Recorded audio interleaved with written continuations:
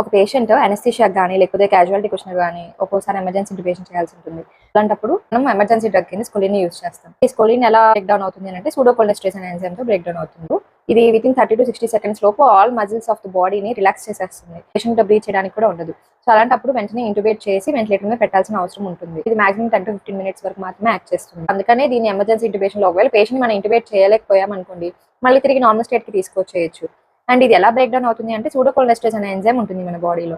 So ఇది స్కోలిన్ ని break down చేసి డిగ్రేడ్ చేసేస్తుంది. సో ఈ స్పెసిఫిక్ గా ఆర్యవైశ్య కమ్యూనిటీ పీపుల్ లో ఏంటి అంటే వాళ్ళ జీన్స్ లో ఉండే మ్యూటేషన్స్ వల్ల అంటే జన్యుపరమైన మార్పుల వల్ల వాళ్ళలో సూడోకోలినెస్టరేజ్ డెఫిషియన్సీ అనేది మనం చూస్తున్నాం. సూడోకోలినెస్టరేజ్ అయితే డెఫిషియన్సీ కానీ లేకపోతే కంప్లీట్ అబ్సెన్స్ కానీ ఉంటుంది. సో దట్ ఈ స్కోలిన్ అనేది బ్రేక్ డౌన్ అవ్వడం చాలా కష్టం. అండ్ దీని ఎఫెక్ట్ అనేది లాంగ్ టర్మ్ గా ఉంటుంది. And at the same time మనం ప్రెడిక్ట్ చేయలేము ఎంత వెంటనే రివర్స్ అవుతారు పేషెంట్స్ అని. సో దీనికి స్పెసిఫిక్ గా యాంటీడోట్ అంటూ ఏం లేదు.